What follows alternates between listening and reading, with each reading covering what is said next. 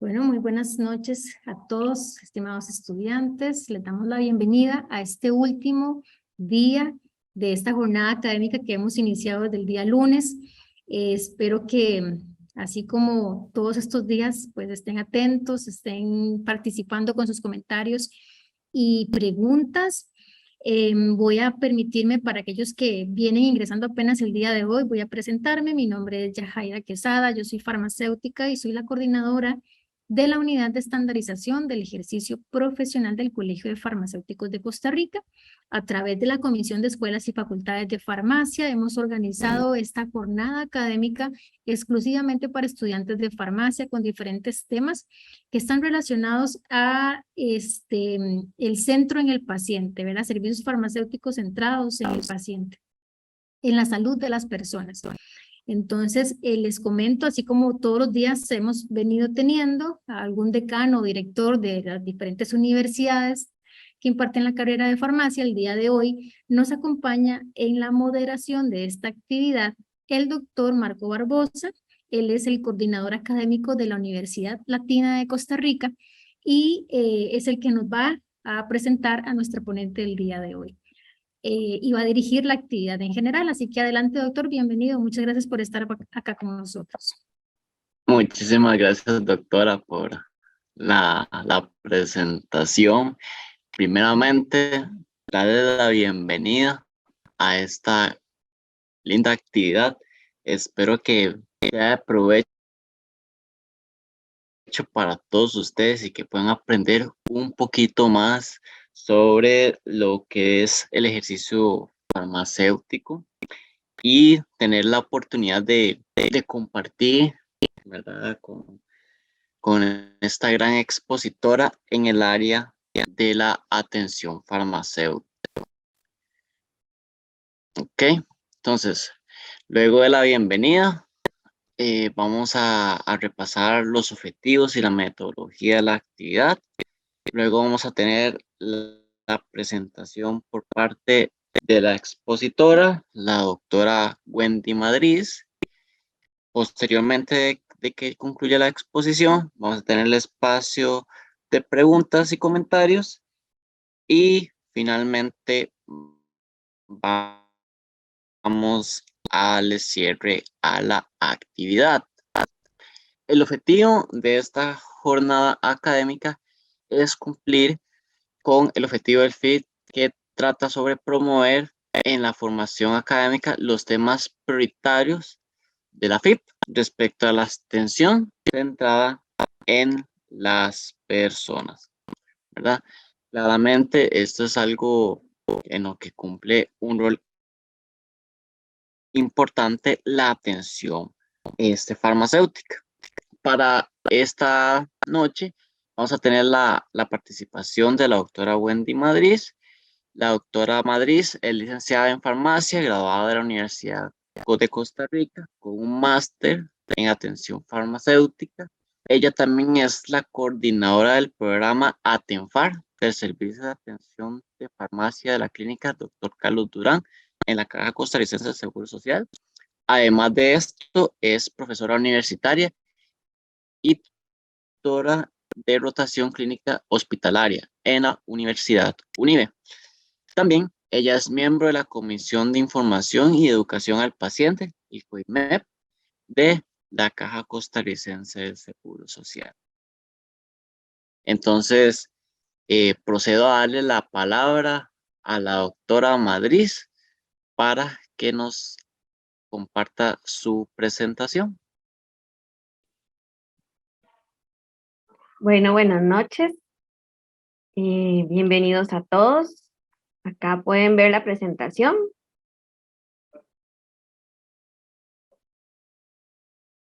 ¿Se ve bien? Sí, se ve bien. Bueno, muchísimas gracias por la invitación. Bienvenidos a todos. Como decía el doctor Barbosa, la atención farmacéutica pues es un tema muy relacionado con nuestro quehacer farmacéutico y de gran importancia para lo que es el rol que tenemos actualmente en la atención al paciente. Hoy vamos a compartir un poquitito el tema de lo que es la atención farmacéutica, su aplicación y la experiencia que tenemos en la práctica asistencial desde una farmacia o una clínica de nuestro país y la importancia que tiene este rol del farmacéutico en lo que es la parte de uso racional del medicamento y educación al paciente. Entonces, un poquitito de los temas, un poquito el repaso de la historia, un poco de los conceptos y cómo estos conceptos se aplican en la práctica asistencial, las actividades que se realizan y la importancia.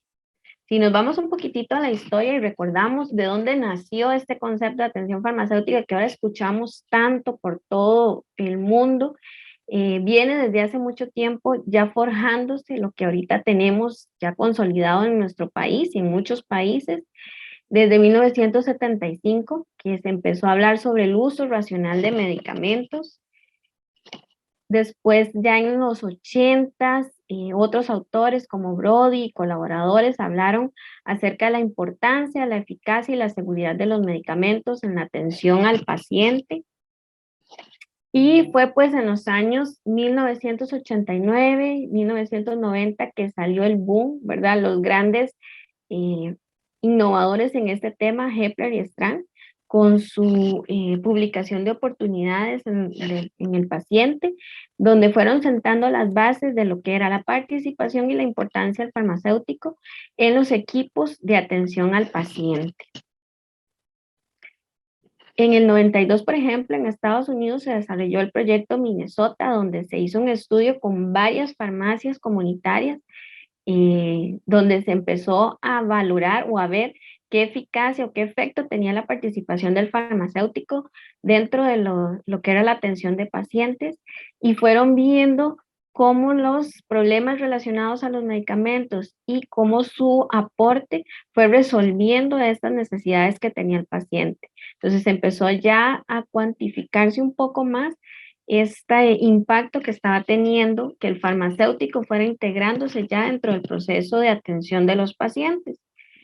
Y a raíz de todo este antecedentes históricos, en el 93, la OMS desarrolló el informe de Tokio, donde terminó de consolidar la importancia del papel del farmacéutico dentro de los equipos de salud que atendían pacientes en, digamos, en los diferentes países a nivel mundial. Posteriormente, si vemos que España, que fue quien nos ha en muchas ocasiones guiado en lo que es las bases que tenemos en nuestro país, pues tomando todos estos antecedentes, creó los consensos donde se fueron estableciendo conceptos como problemas relacionados con la medicación, resultados negativos de la medicación y de donde nació lo que es el método DADER o la metodología DADER de seguimiento farmacoterapéutico. Nuestro país, por ejemplo, inició con este concepto de atención farmacéutica a nivel institucional. En las farmacias de la Caja Costarricense del Seguro Social se fue implementando o consolidando los programas de educación a paciente que ya existían y se fue trabajando con la metodología DADER que se había traído desde España. Entonces empezó con pacientes seleccionados, generalmente pacientes con grandes problemas de adherencia, como pacientes de VIH, pacientes crónicos, y actualmente se ha extendido a pacientes en diversas patologías. Tenemos pacientes con trasplantes, pacientes oncológicos, pacientes que tienen problemas, por ejemplo, pacientes con problemas, qué sé yo, de abuso, pacientes crónicos, pacientes asmáticos, o sea, todas las patologías que veamos que hay un problema relacionado con la adherencia, se les puede trabajar desde la atención farmacéutica. Y se ha desarrollado también en los programas de educación. Entonces, en las farmacias vemos en la Caja Costarricense que se desarrollan campañas fuertes de educación, se trabaja con niños, se trabaja con adultos mayores, se trabaja con jóvenes, entonces se ha ido expandiendo.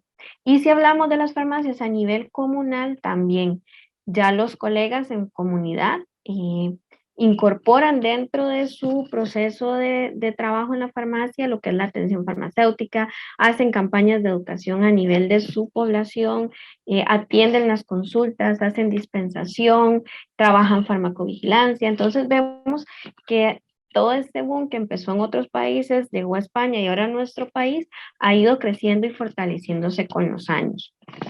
Si hablamos de mi experiencia, que es a nivel de la Caja Costarricense del Seguro Social, vemos que en el 2015, a raíz de todo el esfuerzo que han hecho los farmacéuticos de ir fortaleciendo los programas de atención farmacéutica, se creó la política ya propiamente a nivel institucional de atención farmacéutica en el 2015, que rige o nos da las pautas para ir estableciendo los programas y consolidándolos. Y sumado a todo esto, se ha ido aumentando y fortaleciendo los programas de formación y capacitación en el farmacéutico. Trabajar todo esto requiere una gran vocación, pero también requiere una gran formación, ¿verdad? Y una actualización constante. Entonces, desde la parte institucional, que es la caja, desde las universidades y desde el Colegio de Farmacéuticos, ha crecido muchísimo la diversidad o la cartera de cursos y capacitaciones que le dan las herramientas a los farmacéuticos para poder trabajar todos estos programas educativos. Entonces, y trabajar con los pacientes crónicos en la consulta farmacéutica o en el seguimiento farmacoterapéutico. Entonces, vemos que ha sido una ideología que ha ido evolucionando y creciendo con los años y que se ha ido fortaleciendo en nuestro país, tanto a nivel de la caja como a nivel comunal.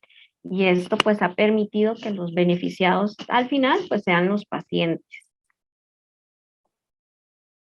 Esto es un poquitito la política, como ven es específica para la Caja Costarricense del Seguro Social, pero ya va fortaleciéndose y para los próximos años se va a hacer ya una revisión y una renovación de la política. Entonces, si hablamos ahora de todo este proceso, pero ¿qué es específicamente la atención farmacéutica? ¿Verdad? Si vemos un concepto, hay muchos conceptos que vamos a encontrar, pero uno de los conceptos que a mí más me gusta es donde habla que es la participación activa del farmacéutico en la asistencia al paciente, cooperando con el médico y otros profesionales en salud para mejorar la calidad de vida del paciente en actividades que proporcionen buena salud y prevengan enfermedades. Entonces quiere decir que es que nosotros como farmacéuticos trabajamos en equipo tanto con el médico como con el paciente, como con otros profesionales, porque enfermería es importante, nutrición es súper importante, el microbiólogo, el odontólogo, todos los profesionales en salud involucrados en la atención, trabajo social, psicología, y forman un equipo en pro de mejorar la calidad de vida del paciente. Pero no solamente en actividades que sean para paciente crónico, también se incluyen dentro de la atención farmacéutica actividades que busquen la prevención de enfermedades. Entonces, cuando hacemos actividades educativas donde fortalecemos el buen uso de los medicamentos o trabajamos temas de salud, también estamos haciendo atención farmacéutica. Y aquí podemos ver un resumen de estas actividades que nos orienta un poquito más a qué es lo que podemos hacer dentro de este marco de atención. Tenemos actividades que están dirigidas al medicamento, que son muy importantes porque son lo que nos da la materia prima para poder hacer actividades orientadas al paciente. Tenemos que garantizar que el paciente tenga el medicamento en forma oportuna, en forma segura y en forma adecuada. Y cuando tenemos ya el medicamento en el paciente y en la forma correcta, empezamos a trabajar el buen uso de este medicamento. Entonces lo hacemos como a través de la atención farmacéutica y en diversas actividades. Dispensación, formulación magistral, consulta o indicación farmacéutica, formación en uso racional, educación en salud, farmacovigilancia y el seguimiento farmacoterapéutico. Todas estas actividades las desarrollamos los farmacéuticos en una u otra forma, pero al final siempre trabajamos en actividades orientadas al paciente. ¿Y cuáles son estas actividades que vamos a encontrar? Una de las actividades, por ejemplo, es la indicación farmacéutica. Por concepto, sabemos que la indicación farmacéutica es el paciente que llega a farmacia comunal y nos pregunta por un síntoma menor, ¿qué nos recomienda para poder trabajar este problema de salud menor? Entonces, es el que me da para. Aquí el farmacéutico tiene un sinfín de posibilidades de trabajar la educación al paciente desde el mostrador, ¿verdad? Escuchando, haciendo una buena entrevista clínica, analizando las posibilidades, sabiendo cuándo referir a otro profesional, porque el problema sale, digamos, más allá de lo que se puede trabajar, dando consejo al paciente. Entonces, la indicación farmacéutica es una de las que más permite un contacto directo entre el farmacéutico y el paciente y que más información nos permite adquirir para poder dar la recomendación más adecuada. Pero la indicación va acompañada a la dispensación. Cuando el paciente ya tiene, ¿verdad? O ya nosotros podemos darle una recomendación de un tratamiento que podría eventualmente ayudarnos con su patología, viene la dispensación. Si lo vemos por definición, la dispensación viene a ser la actuación del profesional que proporciona a un paciente o a su red de apoyo, además del medicamento que ya le dimos durante la indicación, toda la información que le permita utilizar adecuadamente este medicamento. Y la dispensación la podemos hacer desde la farmacia comunal, pero también la podemos hacer desde la farmacia hospitalaria. ¿Por qué? Porque cuando un paciente se lleva un tratamiento para su casa, viniendo ya sea de recomendación o de prescripción médica, generalmente nada nos garantiza que sabe cómo lo va a usar, ¿verdad? Y al final toda la cadena del medicamento, desde la fabricación hasta la dispensación, se corta si el paciente utiliza mal el medicamento en su casa. Entonces, tenemos casos de pacientes que, por ejemplo, se les da un antibiótico en polvo para preparar y no saben cómo prepararlo. Entonces, más de una vez hemos tenido que nos llegan y nos dicen, es que no me alcanzaron los frascos. Sino que raro, probar la cantidad adecuada para 5 o 7 días. Ah, es que yo le sacaba las bolitas y se las daba en cucharadita a mi hijo, entonces ya me quedé sin polvito. Y uno dice, vean, todo el proceso estuvo bien, desde la fabricación, almacenamiento, el proceso del medicamento, adquisición, prescripción médica, pero llegó a la casa y ahí se nos cortó la cadena, ¿verdad? El paciente no utilizó adecuadamente el medicamento. Entonces, la explicación de sacar el tiempo y decirle, vea mamá o papá, eso se prepara así, tiene que darse así, le van a alcanzar los frasquitos, hubiera hecho que este proceso llegara a ser exitoso al final, pero no se logró porque no hubo un acompañamiento al final de la cadena en la persona más importante, que es el paciente. Entonces, la dispensación es vital para el farmacéutico dentro del proceso del medicamento. Hay que garantizar dosis adecuadas y precisas para el paciente, requerimientos individuales, ¿verdad? Que si el paciente, lo que hemos notado nosotros cuando atendemos a un paciente, sabe leer, ¿verdad? A veces les da pena decirnos que no saben leer o que no saben escribir. Entonces uno les dice, aquí está la indicación en la etiqueta, pero hoy no pueden leer la etiqueta. Entonces hay requerimientos individuales, no pueden abrir el frasco porque tienen alguna dificultad en las manos, no pueden tragar, ¿verdad? En fin, miles de condiciones que podrían hacer que el tratamiento no se cumpla. Es importante también el periodo de tiempo adecuado, o sea, garantizarnos que el paciente va a cumplir con los periodos de tiempo, que si son 5 días, son 5, si son 3, son 3, si es continuo, ¿verdad? Porque esta diferencia en el periodo de tiempo podría ser el éxito o el fracaso del tratamiento. Y también muy importante la información correcta para su uso y almacenamiento. Les decía, los inhaladores, por ejemplo, ahora que hay en el mercado tantos dispositivos para inhaladores. Entonces vamos a ver que no todos los inhaladores son fáciles de usar. De hecho, a veces uno mismo tiene que sacar la cajita, leerse el prospecto y empezar a travesear para poder armarlo y poder utilizarlo. Ahora, si le damos el inhalador al paciente, lléveselo para su casa, llega a su casa y no sabe ni cómo se usa, probablemente no lo va a usar, porque o le va a dar pereza regresar para que le expliquemos, o le va a dar pena, o simplemente no sé cómo se usa, no lo uso, punto. Entonces, estos detalles, en una dispensación adecuada, son importantes. En farmacia comunal tienen una gran ventaja y es que generalmente los medicamentos van a ir con la dispensación por parte del profesional en farmacia. A nivel institucional es una limitante que tenemos, es tanto el volumen de pacientes que llega que es muy complejo hacerle dispensación a todos como se quisiera, pero por lo menos aquellos pacientes que se seleccionan o aquellos pacientes que se ve que requieren este apoyo van con una dispensación por parte del profesional en farmacia. Dentro de lo que es la política institucional de la caja, separan indicación de consulta farmacéutica. A nivel institucional de la Caja Costarricense del Seguro Social, nosotros no podemos hacer indicación porque cada receta va primero con una valoración médica y una prescripción, cada medicamento. Entonces, la indicación no es una de las actividades que podamos desarrollar, como si se puede desarrollar perfectamente en comunal. La dispensación ya vimos que sí se puede hacer en ambos niveles, tanto comunal como institucional. Y nosotros tenemos la consulta farmacéutica. La consulta farmacéutica es una atención personalizada que se da en un consultorio, permitiendo guardar confidencialidad, privacidad, dirigida al paciente o a su red de apoyo, y que se hace con instrumentos y metodologías estandarizadas.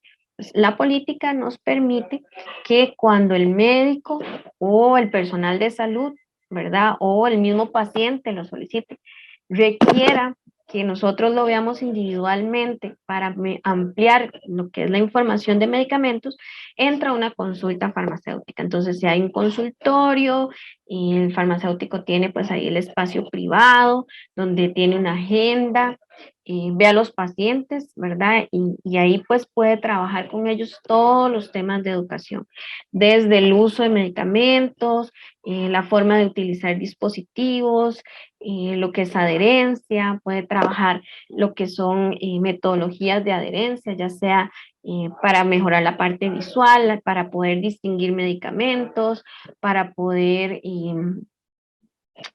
trabajar lo que es el tomarse las dosis diarias, sistemas personalizados de dosificación, horarios de medicamentos, etc.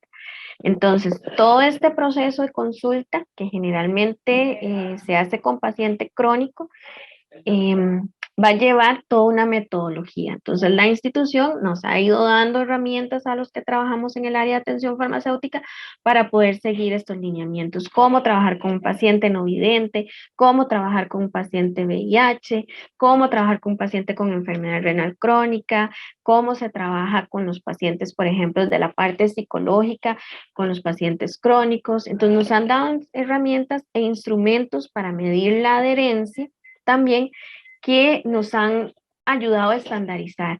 Y esta estandarización es muy importante. ¿Por qué? Porque nosotros, por ejemplo, yo trabajo en San José, en la capital, pero de pronto mi paciente decide que se va a mudar a Guanacaste. Entonces, mi paciente y todo el proceso educativo que yo le he llevado hasta el momento se tienen que ir con él. Entonces yo contacto al colega que trabaja en Guanacaste y le digo, bueno, el señor va para allá, vamos por aquí, llegamos hasta aquí en el instrumento y ahora sigue la otra parte que le toca a usted, porque él ya vive allá. Entonces, como nos han permitido que trabajemos estandarizados, él se puede ir y el colega puede seguir tranquilo el proceso educativo que ya inició. Antes no nos pasaba así. Antes, como cada uno en su momento al inicio trabajaba día como iba pudiendo y con las herramientas que tenía, y pues era un poco difícil este proceso. Ahora está muy estandarizado y nos permite también trabajar con otros colegas en otras zonas del país. Y tenemos acceso también al expediente electrónico, al famoso EDUS, que es a nivel institucional. Entonces, eso todavía facilita más, porque el farmacéutico puede ver en el expediente todo lo que yo he hecho para poder él seguirlo allá, y todo lo que el paciente tiene en cuanto a exámenes, consultas médicas, etcétera, etcétera. Entonces, esta consulta se hace con los instrumentos de adherencia, de valoración de la capacidad del paciente para la toma de medicamentos, y es uno de las actividades que más impacto ha generado, digamos, en cuanto a mejoramiento de adherencia de los pacientes. Pero también dentro de la consulta farmacéutica nosotros podemos detectar Si un paciente requiere más allá de solo medir adherencia y trabajarle el paso de adherencia, y vemos que hay un problema más de fondo. O sea, si yo veo que el paciente, a pesar de que se toma el tratamiento, a pesar de que se le cumple y todo, no responde, puede que haya algo más relacionado con un problema de la medicación. Y para poder sacar ese algo más, paso al seguimiento farmacoterapéutico. El seguimiento farmacoterapéutico, por definición, es cuando se hace una detección de problemas relacionados con los medicamentos y se previene y se resuelven los resultados negativos asociados a la medicación. El seguimiento nosotros lo vimos desde el DADER, la metodología DADER que venía de España, y a nivel de país es la que más se ha divulgado y más se ha trabajado. Hay otras metodologías para hacer seguimiento farmacoterapéutico, pero la más conocida es el DADER. El DADER nos hace hacer un seguimiento más exhaustivo del paciente, es escarbar todavía más. ¿Por qué no resuelve? ¿Habrá duplicidad? ¿Habrá algún problema relacionado con interacciones? ¿Habrá algún problema extra que tal vez solo con la consulta no logro determinar? Entonces, justo utilizo todos los instrumentos que el DADER me da y con eso puedo llegar a una conclusión de que había algo más de fondo que no hacía que el paciente lograra llegar a su objetivo terapéutico.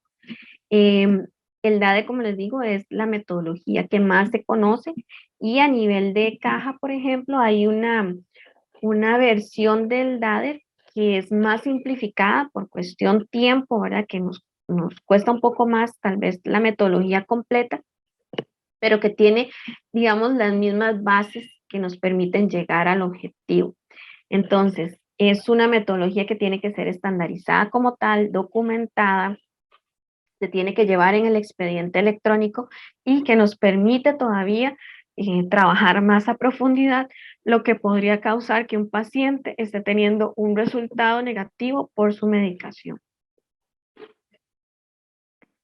Sumado a todo lo que es la consulta y la metodología DADER, tenemos también que es a raíz de un trabajo que realizó una de las farmacéuticas de nuestro país, del San Juan de Dios, la doctora Joana Sandí. Ella en los inicios de la atención farmacéutica fue a capacitarse en España en todo lo que era atención farmacéutica. Y dentro de su trabajo de graduación, ella creó la metodología GAER, que es generalidades, adherencia, efectos secundarios y trámites administrativos. Ella creó un módulo, ¿verdad? Que se le pasaba al paciente como parte de la educación en la consulta farmacéutica, donde se le explicaba todo, desde lo que era su patología hasta cómo tramitar sus recetas en la farmacia. Y se iba trabajando paulatinamente con el paciente todo este proceso educativo que ya inició en los pacientes VIH y se iba evaluando el progreso. Entonces tenía que cumplir con cierta nota, digamos, de todo el proceso educativo para ver que el paciente había mejorado su adherencia. Se le hacía un análisis antes de cómo está su adherencia y después de el proceso educativo. Fue muy exitoso y muy innovador. Entonces, a raíz de ahí, la caja amplió lo que eran los módulos educativos a otras patologías, siguiendo esta misma metodología. Entonces, ya hay módulos ahorita de cualquier patología que ustedes quieran pensar. Hay de diabetes, hipertensión, dislipidemias, asma, tuberculosis, depresión, Hansen, en fin, todas las enfermedades que se trabajan dentro de la consulta, se les puede crear un módulo que tiene que ser avalado por la institución para trabajarle al paciente todo el proceso educativo. Entonces, estos módulos que ya hay unos estandarizados a nivel de caja, ¿verdad? Como estos que están ahorita ustedes visualizando, que van paso a paso explicándole qué es la diabetes, cómo se produce, cómo se trata, cuáles son los medicamentos, cuáles son los efectos secundarios de los medicamentos, cómo trabajar estos efectos secundarios, por qué es importante la adherencia, qué pasa si no me tomo los tratamientos, cómo retiro la receta en mi farmacia, etcétera, etcétera, que nos permiten trabajar con el paciente todos estos, digamos, falta de información que a veces tienen que no les permite por eso tomarse adecuadamente el tratamiento. Y esta es la metodología DAL que usamos para seguimiento farmacoterapéutico. Como les digo, la caja tiene una versión, digamos, un poco más simplificada, pero al final viene teniendo como base todo lo que es la metodología. Otro de los grandes campos en los que se desarrolla la atención farmacéutica y que también en nuestro país es muy importante es todo lo que es la educación en salud. Si ya con el paciente trabajamos durante el seguimiento y la consulta, y todo lo que es la parte individual y propiamente ya en el paciente que ya tiene una patología diagnosticada, en educación en salud trabajamos con paciente que ya tiene patología y con paciente que aún no ha desarrollado ninguna, pero que podemos trabajar en prevención. Esa es la definición, la transmisión de información, motivar al paciente, crear habilidades personales de autoestima para adoptar medidas destinadas a mejorar su salud. Dentro de lo que podemos hacer en educación propiamente, estas son como subactividades de la actividad principal que es educación, es la consejería farmacéutica. ¿Qué es la consejería farmacéutica? Es cuando el paciente llama a la farmacia, ¿verdad? Y nos pregunta algo relacionado con un medicamento. Entonces, ahí tenemos una gran oportunidad de trabajar educación. ¿Por qué? Porque puede ser que me esté llamando para preguntarme qué es amoxicilina, ¿verdad? Es que a mi chiquito le mandaron amoxicilina, entonces quería saber para qué es. Ah, es el antibiótico. Pero ahí tenemos de una vez una oportunidad de trabajar. ¿Sabe cómo se prepara, señora? ¿Sabe cómo se lo tiene que dar? ¿Tiene alguna duda con su uso? Entonces, esta llamada que pudo haber sido muy corta y muy simple, puede convertirse en todo un proceso educativo vía telefónica. Y que bueno, la vía telefónica fue una de las formas en que pudimos trabajar a los pacientes eh, crónicos, ¿verdad? Y a los pacientes agudos durante toda esta pandemia de COVID, ¿verdad? Fue nuestra herramienta de trabajo durante 2 años y trabajamos a los pacientes vía telefónica, no como consejería, pero sí como parte de las consultas. Entonces el teléfono viene a ser una herramienta que nos ha servido mucho para contactar al paciente y que para el paciente nos contacte a nosotros. Otra de las actividades que realizamos en educación es la visita domiciliaria. Nosotros, por ejemplo, en la clínica donde yo trabajo, que es una clínica metropolitana de la capital, tenemos muchos pacientes adultos mayores, muchísimos, y pacientes que están muy bien y pacientes que tienen muchas patologías concomitantes. Entonces son pacientitos que no pueden ir al centro de salud porque están encamados o porque tienen algún problema físico que les impide trasladarse, o son pacientes que han tenido un evento cerebrovascular. Hay pacientes más jóvenes que, por ejemplo, por problemas mentales o por algún tipo de situación personal no pueden ir a la clínica. Entonces, hay un equipo de visita domiciliar conformado por un farmacéutico, un médico, una enfermera, terapia física, odontología y trabajo social, que entonces llevan los servicios de la clínica hasta la casa. Estos pacientes son seleccionados, entran al programa y cada 3, 4 meses se van a ver a la casa. Entonces interviene el médico, interviene la enfermera, interviene el farmacéutico. Cuando nosotros vamos a la casa es una experiencia muy diferente a tener al paciente en la consulta. ¿Por qué? Porque en la consulta el paciente te puede decir cualquier cosa y usted no está en la casa. Usted no puede saber si es cierto. Pero cuando usted va a la casa es muy difícil que usted lo mienta. Entonces uno va y ve dónde tienen almacenados los medicamentos, cómo los tienen almacenados, cómo se lo están tomando, cómo son las condiciones en que esos medicamentos están, qué tanto acumulado tienen, ¿verdad? Entonces es increíble, a veces uno va a abrir un closet y hasta que se caen los medicamentos que tienen acumulados, y se puede revisar, hay fechas de vencimiento, y se le pueden dar todas las recomendaciones de almacenamiento, etcétera, etcétera. Entonces, eso nos permite ver la realidad del paciente como es de verdad, ¿verdad? No como nos pueden llegar a decir, que a veces es muy difícil comprobar que están diciendo realmente todo completo. Entonces ahí podemos ver cómo los mezclan, cómo los meten entre las medias, cómo están almacenados en la refrigeradora, y cómo los ponen encima del microondas, ¿verdad? Todo lo que uno les dice que no hagan, y como lo ve que sí lo hacen. Y cuando el paciente lo permite, ¿verdad? Nos podemos traer esos medicamentos que están en exceso, que están deteriorados o vencidos o en desuso, para que no tenga acumulación en la casa. Entonces es un trabajo en equipo muy bonito porque incluso podemos intervenir directamente en la prescripción médica. Entonces el médico nos pregunta, ¿esto qué le parece? En equipo decidamos, ¿es lo mejor para el paciente o no? ¿Es la dosis adecuada? Y de una vez podemos trabajar y hacer el consejo al médico en cuanto a la prescripción. Entonces es un proceso educativo en el hogar. También en el rotulado de medicamentos va muy relacionado con todo esto, porque cuando hacemos rotulado estamos ayudando al paciente con su tratamiento. Ya sea que sea un paciente no vidente y tengamos que hacerle braille, como se ve ahí en la imagen, o sea un paciente que tal vez no lee braille, pero necesita un rotulado especial, entonces podemos acudir a pictogramas si el paciente todavía tiene visión que permita ver todavía o distinguir colores y formas. Podemos usar texturas, puede ser que el rotulado nada más requiera que se le separe en tiempos de tomas. En fin, ahí la creatividad de nosotros sale a relucir cuando el paciente no puede o no entiende las indicaciones de una etiqueta y requiere algo más allá. Entonces, estas estrategias se consensúan con el paciente y se escoge la que sea más adecuada. Y es prueba y error. A veces uno cree que le quedó muy bonito todo y resulta que cuando el paciente lo usa no le sirvió. Entonces recurrimos a otra técnica y vamos a otra técnica. Es una negociación y una prueba hasta que encontramos la técnica que el paciente diga, esto es lo que a mí me sirve y esto es lo que necesito.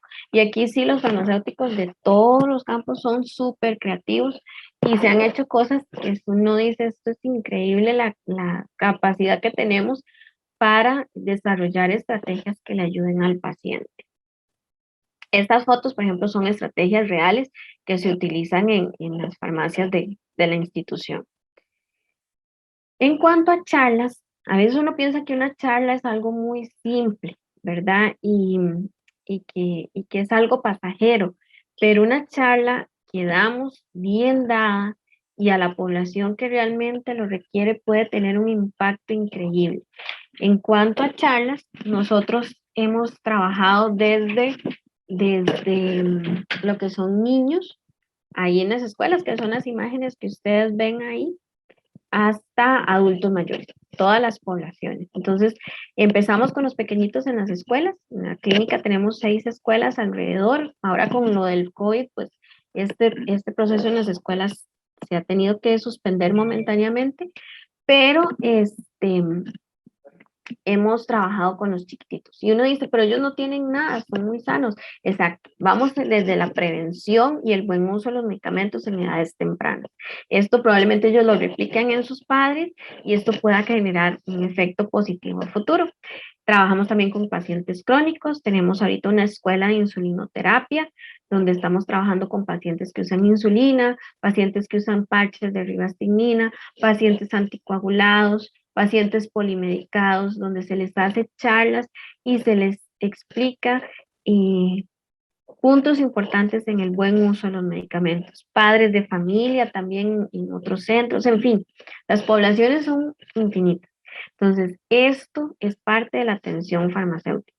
Es una actividad que me permite educar al paciente en el buen uso de los medicamentos para mejorar la calidad de vida. Y son actividades muy valiosas para los que oyen y muy valiosas para nosotros también. Igual que cuando elaboramos material educativo. Desde un mural, una pizarra, hasta un boletín con un tema específico, todo esto es material que va a ser utilizado en un proceso educativo. Entonces, una charla va acompañada con un material que se lleva para la casa. O creamos una campaña educativa ahorita que tenemos muy próximo el 14 de este mes, lo que es el tema de diabetes. Entonces, elaboramos material educativo, hacemos un mural, damos información. Esto para un paciente que a lo mejor necesitaba esta información y tal vez nadie se la había dado porque uno asume que ya lo sabe, tal vez no lo sabe y puede ser muy importante. Un boletín en un momento para un paciente específico puede ser lo que le lleve a mejorar su adherencia en un tratamiento. Y ferias de salud. Lo que son ferias de salud, por ejemplo, que es parte de los procesos educativos, tienen un impacto como en las charlas, ¿verdad? Nosotros hemos trabajado en la clínica muchas ferias de salud, nuevamente, con lo del COVID, pues todo esto ha sido como en pausa, ha quedado en pausa, pero esperamos que ahorita otra vez podamos volver pronto a retomar todas estas ferias de salud donde se trabajaba el repartir material educativo, se dan charlas, se trabaja con niños, se aprovecha para atender consultas, incluso en las mismas ferias de salud se captan pacientes para la consulta farmacéutica. Todas estas actividades en las que nosotros usamos nuestra creatividad y utilizamos todas las estrategias que tenemos a mano para trabajar un paciente que llega a preguntarnos algo, es un paso adelante en lo que es la mejora en el uso de un medicamento. Un paciente adulto mayor que llegue a una feria de salud y nos diga, es que tengo una consulta sobre un medicamento que me estoy tomando. Es un paciente que ganamos en cuanto a un buen uso de un medicamento, a lo mejor lo estaba usando mal, llegó a la feria de salud, le dimos la educación y ya lo usa bien, ¿verdad? Entonces, son oportunidades que tenemos para poder promover el buen uso y el uso racional del tratamiento. Si salimos de lo que es educación en salud y entramos a farmacovigilancia, ahí vamos a trabajar todo lo que es la detección de reacciones adversas, ya sea para medicamentos o para dispositivos médicos. Recuerden que en nuestro país tenemos una normativa de farmacovigilancia desde el 2009, donde a nosotros como farmacéuticos nos responsabiliza y a todos los profesionales de salud en la detección de reacciones adversas, ya sea a través de la boleta amarilla, que es esta que les estamos presentando, que ya casi no se está usando, porque ahorita estamos utilizando más la plataforma de Notifacedra para lo que es el reporte de reacciones adversas. Un paciente que llegue y nos diga, no me estoy tomando un medicamento porque me está cayendo mal, es una oportunidad que tenemos de educación y de reporte de estas reacciones adversas. También dentro de la atención está la formulación magistral, que se hace mucho a nivel de comunal y hospital privado, donde se hacen preparaciones al paciente en el momento en que lo ocupa para su patología específica. Y tenemos lo que es la parte de información al profesional de salud, que es quien prescribe, incluso el personal de salud que no prescribe, como por ejemplo microbiólogos, enfermeras, los que prescriben odontología, médicos. La capacitación que nosotros le demos a nuestros compañeros profesionales de salud en mejora del uso del medicamento es capacitación que va a redundar en beneficio al paciente. Como cuando vamos a la visita clínica también, los farmacéuticos hospitalarios que van a visita clínica y pueden aportar durante el tiempo que el paciente está hospitalizado, es un aporte a lo que es la parte de mejora del uso del medicamento. Conociendo toda esta gama de cosas que podemos hacer, ¿por qué es tan importante? Bueno, ya lo dijimos un montón de veces, ¿verdad? En tanto el paciente utilice bien sus medicamentos, tenga una buena adherencia al tratamiento, tome sus medicamentos durante el tiempo necesario, como se ve acá, en las dosis apropiadas y durante el tiempo y se mantenga esta adherencia, vamos a lograr efectos importantes en la salud. Entre mejor esté el paciente, mayor va a ser la efectividad del tratamiento. Y la adherencia tiene que ser casi perfecta para lograr los objetivos. Pero el problema, ¿cuál es?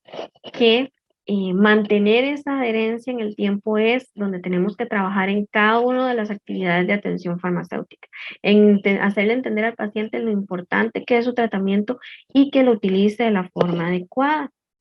Y el tratamiento en los pacientes, principalmente en aquellos pacientes que tienen tratamientos crónicos, es muy baja la forma en que ellos se lo están tomando, la adherencia. De hecho, la OMS establece que está en alrededor de un 50%.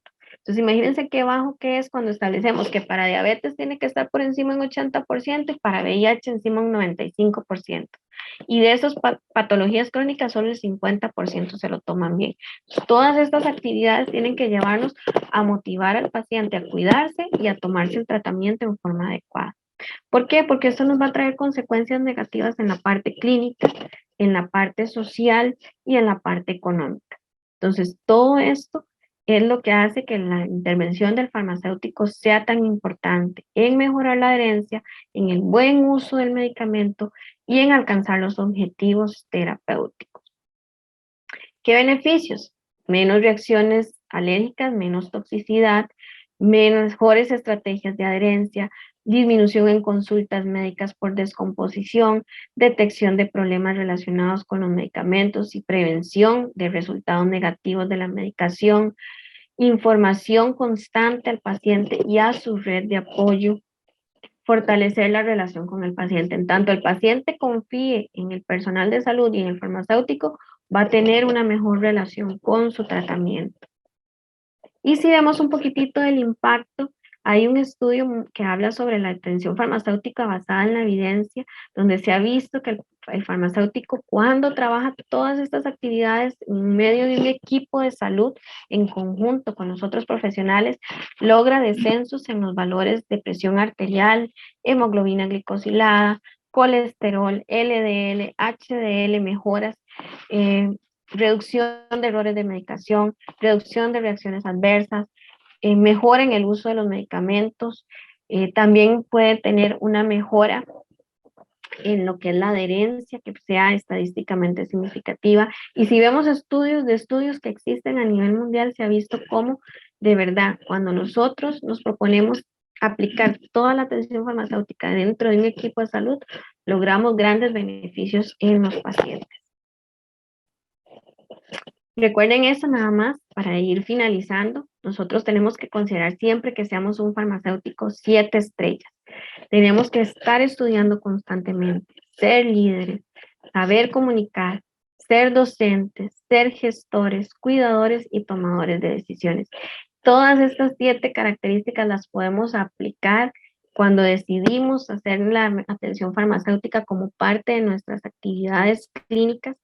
Y si nos vamos guiando en todos estos objetivos que tenemos de mejorar la calidad del paciente, trabajar en equipo y ser cada día mejores, vamos a lograr gran impacto en nuestros pacientes y en nuestra profesión. Muchísimas gracias.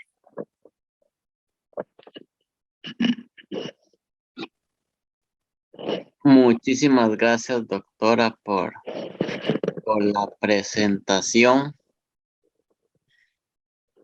Vamos a pasar a la sección de dudas, preguntas y comentarios.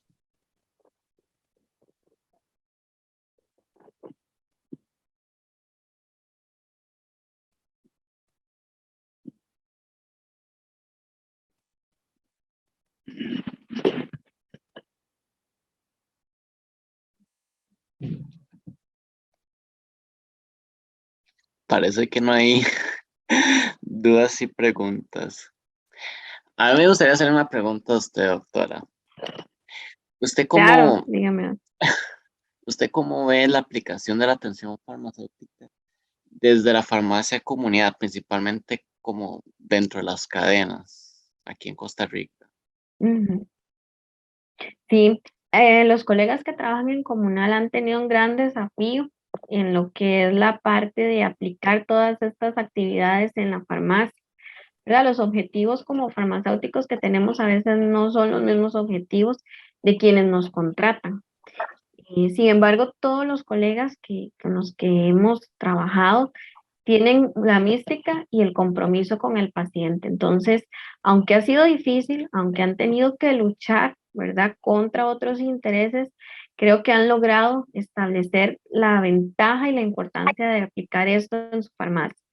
Y lo desarrollan de una u otra forma, mediante la indicación, mediante la dispensación, rotulando al paciente, dándole seguimiento a pacientes que son fieles, ¿verdad?, a la farmacia, y imponiendo, digamos, teniendo su espacio incluso privado para poder atender consultas.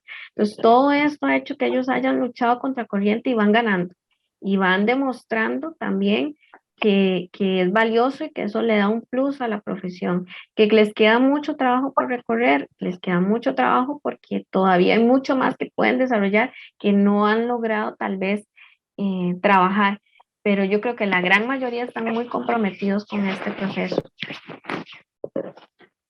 Sí, realmente es como una parte de la farmacia de comunidad que hace falta explorar mucho aquí Exacto, bueno, explotar, porque se ha exacto. explorado mucho, pero como usted mismo lo menciona, ¿verdad? Hay ciertos factores que a veces complican un poco la ejecución, ¿verdad? Sin embargo, sí hay mucho potencial. Yo sueño, pues un día como tener esos sistemas como todos integrados, inclusive, ¿verdad? Con los sistemas de la caja o del seguro y porque por ejemplo, a veces a uno le pasa, yo también regento, ¿verdad? Este, que a veces los mismos pacientes, este, no saben lo que toman, pero ya Ujú, saben como esto, no sé para qué sirve, pero sé que me lo tengo que tomar cada 8 horas. Y como ya llegan con la confianza, ocupo esto, y uno se los dispensa, ¿verdad? Como por ejemplo una pastilla para la anfamotina, cosas así. Ocupo esto, ¿verdad? Y listo. Sin embargo, yo sí me he topado en ocasiones de gente que está tomando medicamentos que no debería tomar, ujú. ¿verdad? Y eso es porque ya conforme usted los va viendo ahí con el tiempo, se viene muy frecuente, siempre pide eso, qué raro. Es verdad, pero como no, es algo interesante, realmente. Exactamente. Ujú. Y desde la comunidad uno puede ayudar de manera increíble, e inclusive hasta contribuir a mejorar el sistema de salud público, ¿verdad? Claro, Tiene mucho potencial, tiene mucho potencial. Eh, exactamente. Aquí tenemos una pregunta de parte de Maribel Ujú, Benítez que nos dice, a la hora de hablar o hacer charlas a los más pequeños, ¿qué temas se deberían de abordar? ujú. Bueno, nosotros trabajamos con chicos de primer grado que son muy pequeñitos, de hecho están empezando a leer con chicos de tercer grado y los más grandes que son los de sexto grado, ya los que van para el colegio. Entonces, los temas que trabajamos con cada uno de los niveles son un poquito diferentes.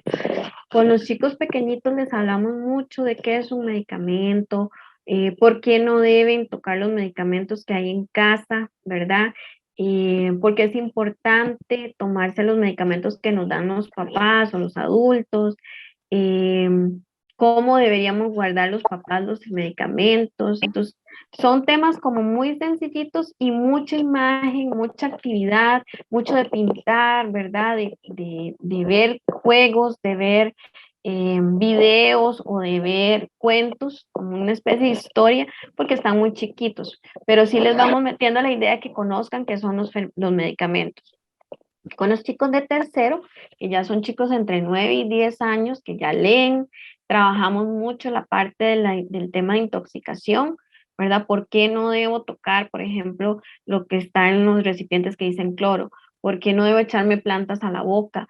¿Por qué no debo tomar medicamentos que no me han dado, ni cosas que parecidas? Entonces trabaja el tema de intoxicaciones, eh, qué hacer, por ejemplo, si me cae algo en el ojo, ¿verdad? ¿Dónde debo llamar? A ellos como ya leen, entonces se les da más información escrita, pero siempre también como en un marco de juego, porque aún están pequeñitos. Entonces se les hace crucigramas o se les hace un juegos dentro del aula para que ellos refuercen ese material y se les da material para que lleven a los papás. Con los de sexto, que son ya muchachos, ya grandes de 12, 13 años, entonces ya trabajamos otra parte de temas. De ahí les hablamos, siempre les reforzamos un poco el tema de intoxicaciones, pero ya les hablamos de, por ejemplo, sustancias peligrosas, les hablamos de la importancia de reconocer, por ejemplo, un medicamento que esté vencido, un poquitito les hablamos de lo que se hace en el sistema de salud de nuestro país, ¿verdad? Que es una clínica. Ellos van más que toda la clínica, que es donde nosotros estamos. Entonces, ¿cómo es la clínica? ¿Qué se hace? ¿Qué es importante consultar? Antes de que viniera la pandemia, nos estaban pidiendo un poco más que les habláramos de, por ejemplo, temas ya de medicamentos que ellos utilizan, como inhaladores, etcétera, etcétera. No lo pudimos desarrollar porque en eso, pues, se nos pausó el proceso, pero estábamos trabajando otros temas. Entonces, con ellos ya hacemos las actividades ya más de grandes, ¿verdad? Ya más de chicos pues un poquitito ya que van para el colegio, entonces les hablamos ya como un poquito más serio. Pero eso es lo que básicamente hemos estado trabajando. Ahora también estamos por incluir un poco más el tema de vacunas a los más chiquititos porque lloran mucho cuando los van a vacunar a la escuela, etcétera. Entonces queríamos también empezar a introducir el tema de vacunas y la importancia de la vacunación. Y con los de tercero que están también en proceso de vacunas. Entonces, es muy bonito, la experiencia es muy linda y es una de las que más nos gusta cuando la tenemos desarrollada en el programa de Atenfar. Ok, aquí tenemos otra pregunta que dice, ¿qué consejos nos puede dar para realizar una mejor atención y seguimiento si se poseen muchas limitantes, como por ejemplo la falta de comunicación por teléfono, internet o la lejanía al puesto de salud y falta de transporte? Ujú. Sí, una de las limitantes que hay, ¿verdad? Es el desplazamiento del paciente.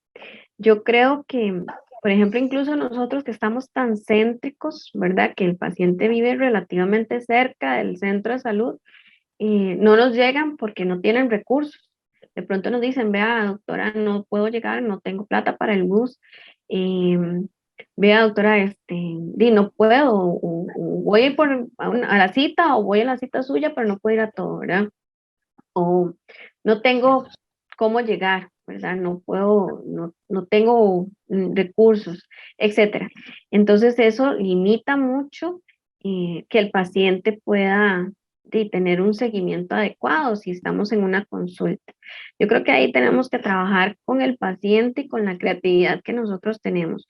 Cuando vino este abordaje por teléfono y con los pacientes, nos dimos cuenta cómo la gran mayoría tenían acceso, no todos, ¿verdad? No todos los pacientes tienen acceso a teléfono, pero aquellos que tenían acceso y que por desplazamiento no podían llegar, era un gran beneficio, ¿verdad? Entonces, creo que si nosotros tenemos posibilidad de tener acceso con línea y el paciente también, el poder trabajar llamadas telefónicas nos demostró que pueden tener un impacto importante en el seguimiento al paciente. Cuando el paciente tiene citas médicas, por ejemplo, dentro de la clínica, nosotros aprovechamos para tratar de acomodarle las citas de nosotros ese día, porque el paciente entonces llega y dice, bueno, doctora, yo tengo mi cita con el doctor a las 7 de la mañana. A las 9 usted me la puede programar y así aprovecho que estoy ahí para que hacer un solo viaje. Y de una vez me llevo el medicamento, ¿verdad? Nosotros decimos, bueno, le hacemos el combo completo. Cita médica, cita con nosotros y se lleva de una vez las medicinas para que no tenga que volver. Entonces es una forma en que captamos al paciente cuando va a hacer esa gestión y aprovechamos que no gaste recursos en ir y volver, ir y volver. Otras opciones que tenemos, por ejemplo, que no hay internet y ahora que estuvimos con lo del hackeo, de la institución, no estuvimos internet tampoco, es volver a trabajar con lo que usábamos antes, ¿verdad? No tenemos compu a mano, no tenemos acceso a internet y busquemos libros otra vez. No tenemos cómo imprimir y dibujemos, ni modo, ¿verdad?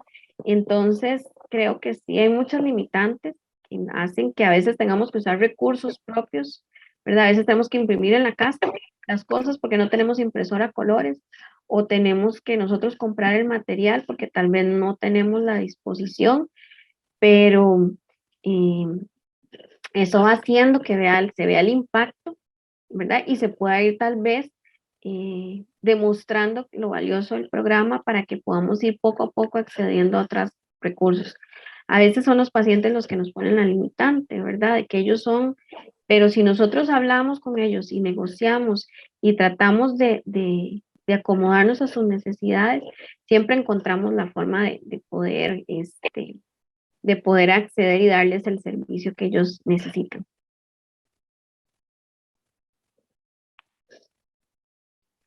Ok, excelente. Doctora, si gusta me presta el control para poderles pasar a los chicos el código QR.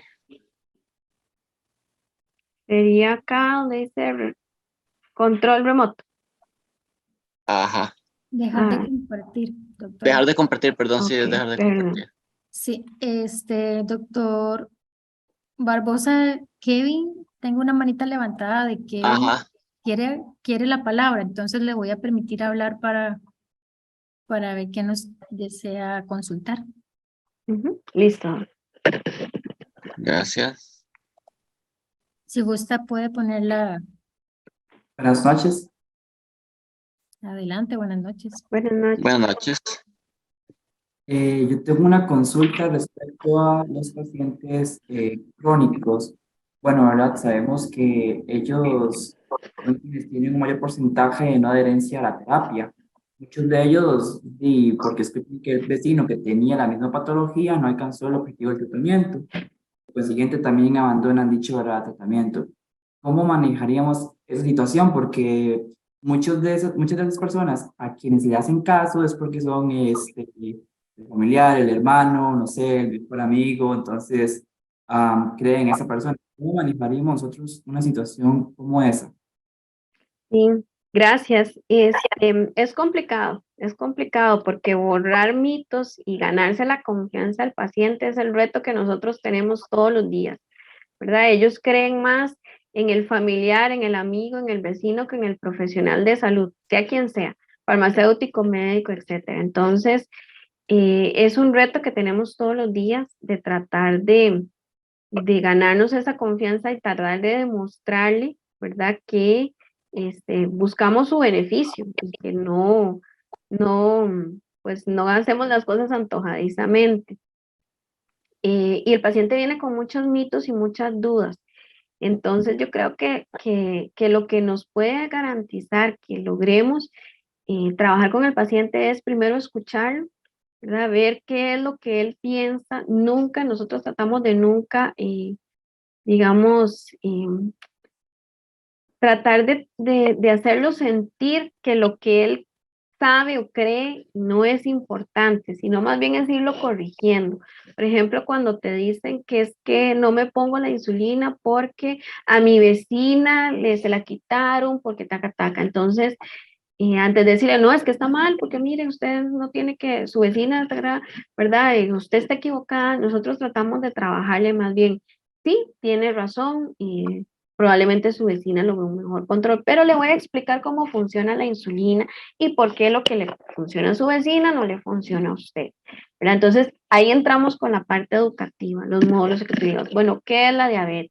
¿Sabe por qué le mandan a usted este tratamiento? ¿Sabe cómo trabajarlo? ¿Ok?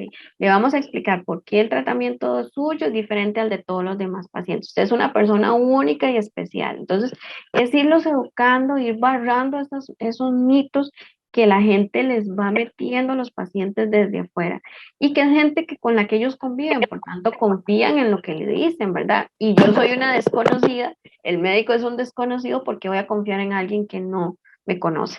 Pero ahí es la pericia del farmacéutico de trabajar y ganarse la confianza del paciente para que empiece a ir borrando poco a poco toda esa información errónea que tiene. Eso es un proceso largo, porque a veces son creencias de años y borrarlas de pronto cuesta, pero sí se logra. Recordemos que uno de lo que dice la OMS es que una de las barreras para la herencia es la relación con el personal de salud y con el sistema de salud. Entonces, si logramos nosotros, Kevin, ganarnos la confianza, trabajar la parte educativa e ir convenciendo al paciente de qué es lo mejor, se puede lograr con el tiempo que este paciente vaya retomando las actividades que van a ser en beneficio de su salud.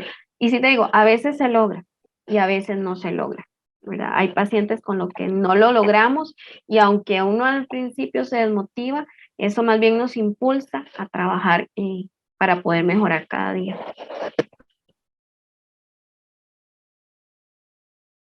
Perfecto, muchísimas gracias. Un gusto.